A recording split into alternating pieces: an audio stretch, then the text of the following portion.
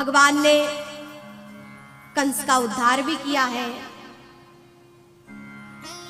अक्रूर जी को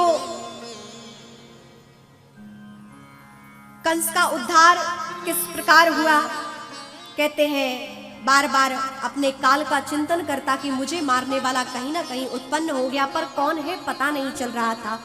नारद जी आए, कंस को बताया कि आपके मृत्यु को,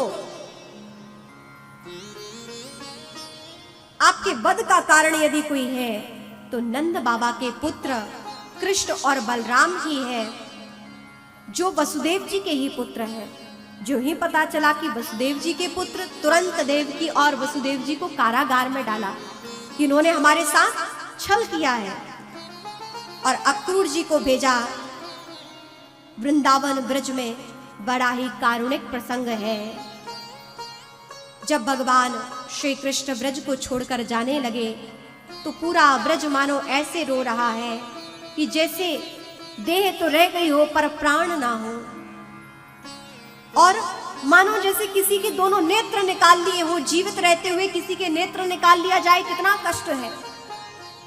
कृष्ण बलराम उन ब्रजवासियों की आंखें थे, और जब अक्रूर जी उन्हें लेकर गए तो ब्रजवासियों को लगा जैसे हमारे दोनों नेत्र किसी ने निकाल लिए हो। कृष्ण बलराम ब्रज को छोड़कर गए तो केवल गोपी ग्वाल ही नहीं रोए, बाकी संपूर्ण ब्रजवासी, गाय, मोर, पशु पक्षी सब रोते हैं। और बहुत समय तक प्रतीक्षा की उन गोपी ग्वालों ने, ब्रजवासियों ने, लेकिन भगवान पुनः नहीं लौटे। क्योंकि भगवान के जीवन में प्रत्येक चीज की परिपूर्णता है। प्रेम है तो परिपूर्ण, और त्याग और वैराग्य है तो वो भी परिपूर्ण। भगवान ने ऐसा प्रेम किया कि कोई कर नहीं सकता है, लेकिन भगवान ने त्याग भी ऐसा किया कि कोई कर नहीं सकता है। परिपूर्ण प्रेम गोपियों से, लेकिन जब गोपियों को छोड़कर गए तो वृंदावन कभी लौटे नहीं भगवान कृष्ण।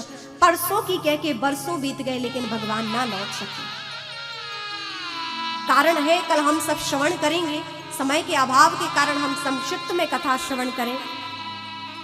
भगवान आए, अक्रूर जी लेकर आए वृंदावन से मथुरा। मथुरा में कुबलिया पीठ का हाथी का वध करके कंस का वध किया भगवान श्री कृष्ण ने, और नाना उग्रसेन को कंस की मृत्यु हुई। नाना उग्रसेन जो कैद खाने में बंधक थे, उन्हें उनका राज्य अभिषेक किया, पुनः राज्य पर स्थापित किया, मथुरा के राजा बने। वसुदेव जी और माँ देवकी को कैद से छुड़ाया है। भगवान पुनः मथुरा लौटे हैं। कब? लेकिन वहां से विद्या अध्ययन करने उज्जैन पहुंचे, सांदीपनी ऋषि के आश्रम पहुंचे। थोड़े दिन में भगवान ने अल्पकाल सब विद्या पाई। भगवान ने थोड़ी समय में संपूर्ण वेद शास्त्रों का ज्ञान ग्रहण किया।